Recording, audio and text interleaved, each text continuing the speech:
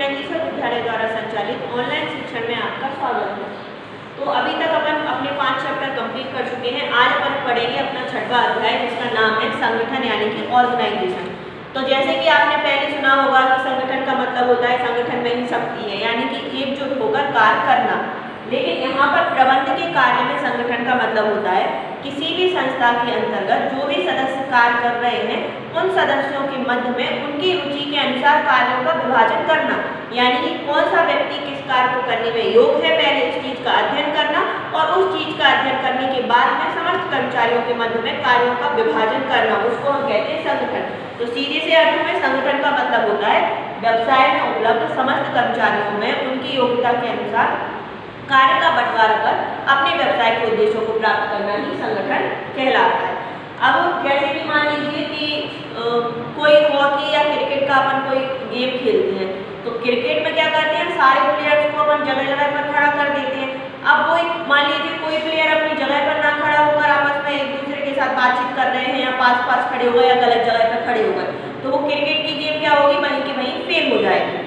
ऐसा ही संगठन में होता है, जिस व्यक्ति का जो काम है वो ना करकर कोई दूसरा काम करता है तो व्यवसाय क्या होता है खतरे में पड़ जाता है।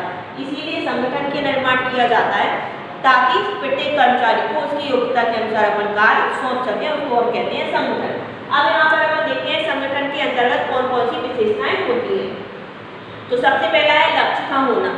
इसका मतलब ये होता है कोई भी व्यवसाय अपन चला रहे हैं अगर उसमें संगठन को बताया गया है तो उसके अंतर्गत प्रत्येक व्यवसाय का एक लक्ष्य होना आवश्यक है जिसकी प्राप्ति हमें भविष्य में जाकर करनी है। अब मान लीजिए आपके व्यवसाय का कोई लक्ष्य नहीं है तो संगठन बनाना आपका वेस्ट हो जाएगा। आप अपने मनमानी ढंग से कर्मचारी से काम कराइए, हो जाएगा आपका काम। इसीलिए इसमें क्या होता है लक्ष्य का होना आवश्यक होता है। दूसरी चीज होती है व्यक्ति समूह का होना। अब जैसे कि संगठन बनाया जाता है, कर्मचारियों से काम कराया जाता है तो वो कर्मचारी क्या करते हैं काम करते हैं। कोई जानवर टेबल कुर्सी कोई तो काम करता नहीं है।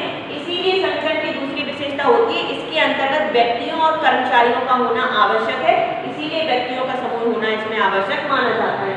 तीसरा है नेतृत्व और निर्देशन।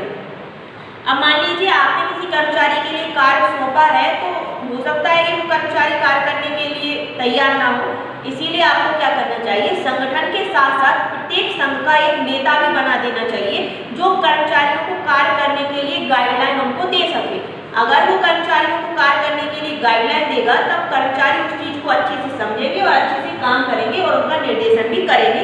इसीलिए संगठन में नेतृत्व और निर्देशन भी पाया जाता है। चौथा होता है सार्वभौमिक और गतिशील। इसका मतलब होता है प्रत्येक प्रकार के संगठन मतलब कि संगठन जो होता है वह प्रत्येक प्रकार के व्यवसाय में पाया जाता है। व्यवसाय छोटा हो बड़ा हो, धार्मिक हो सामाजिक हो राजनीतिक हो, सभी प्रकार के व्यवसाय में संगठन पाया जाता है क्योंकि प्रत्येक कर्मचारी का कार्य अलग अलग होता है और उसके अनुसार उसमें कार्य का डिवाइडेशन किया जाता है।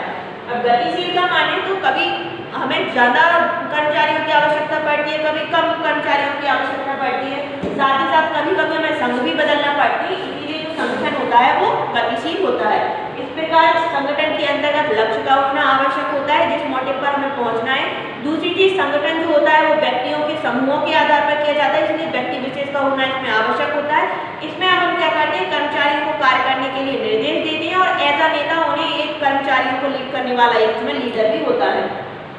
संगठन की जो प्रोसेस होती है वो सारे व्यवसायों में पाई जाती है और आवश्यकता के अनुसार अपन इसमें परिवर्तन भी कर सकते हैं। अब अपन देखते हैं कि संगठन का महत्व क्या क्या होता है।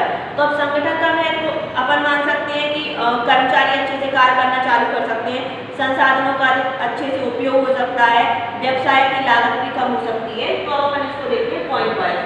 तो सबसे पहला है प्रबंधकीय कुशलता में वृद्धि। प्रबंधकीय कुशलता में अपन शुरू से पढ़ते आ रहे हैं कि कोई भी संस्था है अगर उसका प्रबंध अच्छा है तो वह संस्था अपने आप प्रोग्रेस करेगी।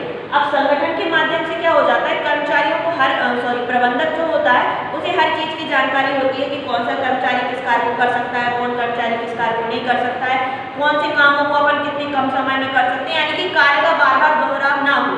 तो उससे क्या हो जाता है समय की बचत हो जाती है, लागत भी बच जाती है, प्रबंधकीय कुशलता अपने आप ही बढ़ जाती है। दूसरा होता है प्रबंध का तंत्र, यानी कि अगर मान लीजिए किसी भी व्यवसाय में संगठन नहीं है यानी कि व्यक्ति लड़ाई झगड़ा कर रहे हैं आपस में काम नहीं कर रहे हैं ठीक तरीके से, वो व्यवसाय फेल माना जाएगा। इसीलिए प्रबंध का तंत्र का मतलब होता है कि अगर प्रबंध एक आत्मा माना जाता है, जैसा कि आपको बुक में लिखा होगा।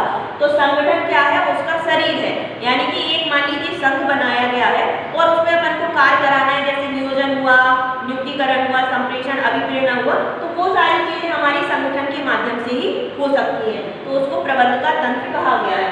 तीसरा होता है विशिष्टीकरण। विशिष्टीकरण अपन समन्वय में भी पढ़ चुके हैं। इसके अंतर्गत क्या किया जाता है, कार्य को छोटे छोटे भागों में डिवाइड कर दिया जाता है और कर्मचारियों की योग्यता के अनुसार और रुचि के अनुसार उनमें कार्यों का विभाजन कर दिया जाता है। मान लीजिए कोई टीचर है जिसको अकाउंट पढ़ाना अच्छा नहीं लगता, अब अपन ने यहाँ आके उसको खड़ा कर दिया और अकाउंट पढ़ाने को कह दिया। अब वो अकाउंट पढ़ाना अच्छा भी नहीं लगता और मन भी नहीं है उसका, तो वो नहीं पढ़ा पाएगा। अदरवाइज ऐसे टीचर को लाके खड़ा करें जिसको अकाउंट पढ़ाना अच्छा लगता है, उसको आता भी है, तो वो उस कार्य को अच्छे से कर पाएगा। वैसे ही हमारी संस्था होती है, अगर कर्मचारी को मान लीजिए क्रय करना नहीं आता है तो अपन उसको क्रय करने की बजाय और दूसरे काम में जो उसको अच्छे से आते हैं, ताकि संस्था हमारी प्रोग्रेस कर सके। अब चौथा है सुविधाजनक समन्वय। समन्वय किसी भी व्यवसाय की मान लीजिए आधार माना जाता है। अगर किसी भी संस्था में, कोई भी संस्था हो, धार्मिक हो, सामाजिक हो या कुछ भी हो, पारिवारिक स्थिति भी हो, तो उसमें समन्वय का होना बहुत आवश्यक है। आपस में व्यक्ति आए, लड़ाई झगड़े करे तो उस व्यवसाय का कोई तो महत्व रह नहीं जाएगा। इसीलिए संगठन का महत्व क्या होता है, समस्त कर्मचारियों में उनकी योग्यता और रुचि के अनुसार कार्य सौंप दिया जाता है, सभी अपने अपने कार्य में व्यस्त रहते हैं, लड़ाई झगड़े का काम ही नहीं रहता और सुविधाजनक समन्वय व्यवसाय में बना रहता है। अब अपन देखते हैं प्रक्रिया। जैसे अपन ने नियोजन की प्रक्रिया देखी थी, आपको याद होगा कि नियोजन की प्रक्रिया में लक्ष्य होना चाहिए, फिर पूर्वानुमान लगाया जाता है, फिर वैकल्पिक कार्यविधियों की खोज की जाती है, सबसे अच्छा विकल्प चुना जाता है, फिर उसके बाद योजना का निर्माण किया जाता है। मतलब ये इस तरीके से नियोजन की प्रक्रिया थी जो आपने पढ़ी होगी तो आपको याद होगी। अब उसके बाद अपन आते हैं संगठन की प्रक्रिया क्या होती है, यानी कि किसी भी व्यवसाय में संगठन को कैसे बनाया जाता है। तो सबसे पहला होता है उद्देश्यों का निर्धारण करना, यानी कि इसका मतलब यह उद्देश्यों का संगठन नहीं, उद्देश्यों का निर्धारण करना। तो इसका मतलब ये होता है किसी भी संस्था के अंतर्गत हम क्या करते हैं, सबसे पहले उद्देश्यों का निर्धारण किया जाता है। जब एक संस्था अपने उद्देश्यों का निर्धारण कर लेती है कि उसको लाभ प्राप्त करना है, सेवा भावना के साथ चालू किया जाता है या किस भावना के साथ यूज किया जाता है, तो एक बार हमारा उद्देश्य निर्धारित हो गया, उसके बाद हम क्या कर सकते हैं, संगठन बना सकते हैं। लाभ कमाना होगा तो कर्मचारियों से उस हिसाब से काम कराया जाएगा, दूसरों की सेवा करने के उद्देश्य से चलाया जा रहा है तो उस हिसाब से संगठन बनाया जाएगा। तो सबसे पहले हम क्या कर सकते हैं, उद्देश्यों का निर्धारण इसमें किया जाता है। दूसरा होता है कार्यों का वर्गीकरण। अब एक मान लीजिए व्यवसाय बहुत बड़ा है, संगठन बहुत बड़ा है, तो उसके हिसाब से हमें क्या करना पड़ेगा, कार्यों का विभाजन करना पड़ेगा। विभाजन भी कैसे होगा, क्रय होगा, विक्रय होगा, विज्ञापन होगा और भी कार्य होंगे। तो कार्यों का विभाजन किया और कर्मचारियों की योग्यता के अनुसार उनमें ही कार्यों का बंटवारा कर दिया। जो व्यक्ति जिस कार्य के योग्य है, जिस कार्य में रुचि रखता है, उसको उसके हिसाब से हम कार्यों का बंटवारा कर देंगे। तीसरा होता है क्रियाओं का समूहीकरण। अब एक ही प्रकार की क्रियाओं को एक समूह में रखा जाएगा। जैसे कि क्रय विभाग है तो क्रय की क्रियाओं को क्रय विभाग देखेगा, विक्रय की क्रियाओं को विक्रय विभाग देखेगा, विज्ञापन की क्रियाओं को विज्ञापन विभाग देखेगा।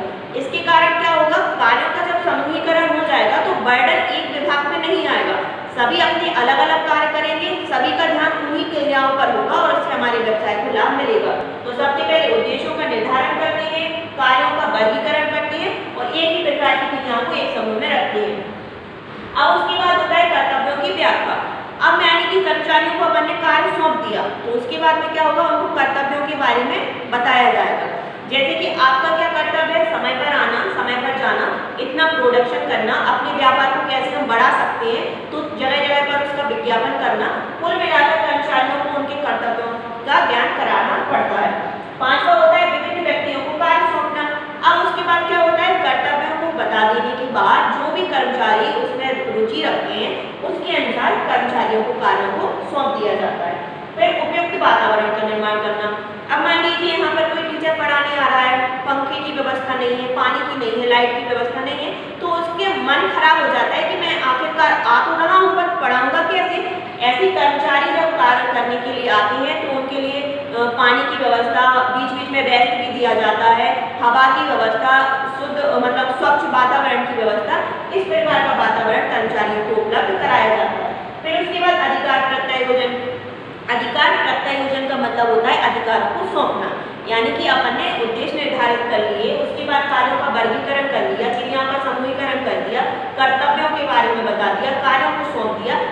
कार्य करने के साथ साथ में उनको अधिकार ही नहीं सौंपे। अब जैसे कि मान लीजिए हम कोई पढ़ाने के लिए आता है, अब उसको इतना तो राइट होना चाहिए, बच्चों को हम डांट सकते हैं, समझा सकते हैं, या फिर उनको गाइडलाइन भी दे सकते हैं, या फिर कभी हमें कोई अर्जेंट काम हुआ तो हमें इतना राइट होना चाहिए कि हम बात करके बाहर भी जा सकते हैं, घर जा सकते हैं। अब ऐसे ही कर्मचारी होते हैं, कार्य कर रहे हैं, मान लीजिए कार्य के बीच में हमारा रॉ मटेरियल खत्म हो गया, तो उन्हें इतना अधिकार सौंपना चाहिए कि वो मार्केट में जाकर वो रॉ मटेरियल खरीदना है और उसकी डिस्क्रिप्शन है बाद में हम अपने मालिक को दे सकते हैं। तो यानी कि जो भी संबंधित कार्य है उस कार्य से संबंधित अधिकार कर्मचारियों को सौंपना चाहिए।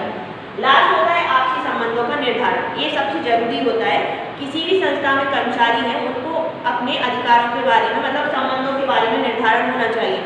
जैसे कि कोई निचले स्तर का कर्मचारी है तो उसका ऊपरी बॉस से क्या संबंध होना चाहिए, यानी कि आदेश हमारे बॉस देंगे और निर्देश और पालन कौन करेगा, निचले कर्मचारी करेंगे।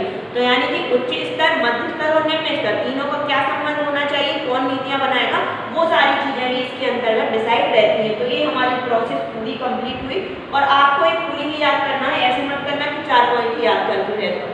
पूरी प्रोसेस जो होती है वो स्टार्टिंग से लेकर एंड तक पढ़ी जाती है और उसको पूरा लर्न किया जाता है। अब हम आते हैं संगठन के उद्देश्य कौन कौन से होते हैं, यानी कि किसी भी व्यवसाय में कोई भी संगठन है तो वो किस उद्देश्य को लेकर बनाया जाता है। सबसे पहला होता है उत्पादन में मितव्ययिता लाना। अब मितव्ययिता का मतलब कंजूसी भी कह सकते हैं या फिर जितना जरूरी हो उतना उपयोग करना। तो सबसे पहला होता है उत्पादन के साधन होते हैं भूमि, पूंजी, श्रम, संगठन, साहस, जो आपने 11th में अच्छे से पढ़ रखा होगा। अब इन संसाधनों का अगर अपन अच्छे से उपयोग करेंगे तो उत्पादन में जो आने वाली लागत होगी वो अपने आप ही क्या हो जाएगी, रिड्यूस हो जाएगी, यानी कि कम हो जाएगी, जिसके कारण उत्पादन में मितव्ययिता आएगी, यानी कि लागत हमारी कम हो जाएगी। तो वो चीज किसके द्वारा से पूरी होती है, संगठन के द्वारा।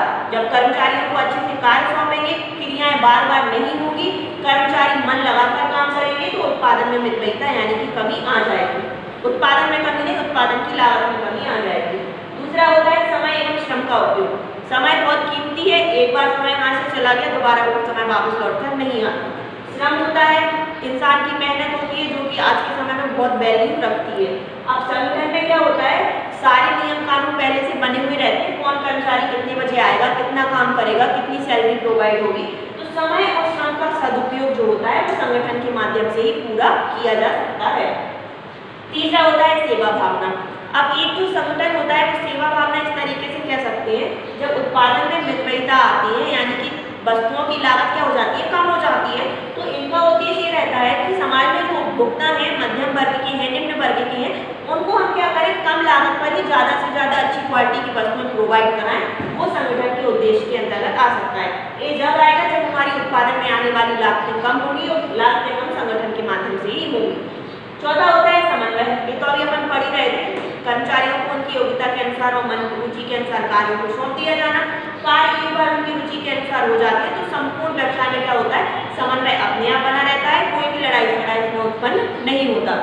तो आज की वीडियो में अपन ने पढ़ा संगठन के बारे में, यानी कि कर्मचारियों को उनकी योग्यता के अनुसार, उनकी रुचि के अनुसार कार्य सौंप देना, ताकि समस्त कर्मचारी एक दूसरे के साथ मिलजुल कर काम करें और उनमें लड़ाई झगड़े की स्थिति उत्पन्न ही ना हो।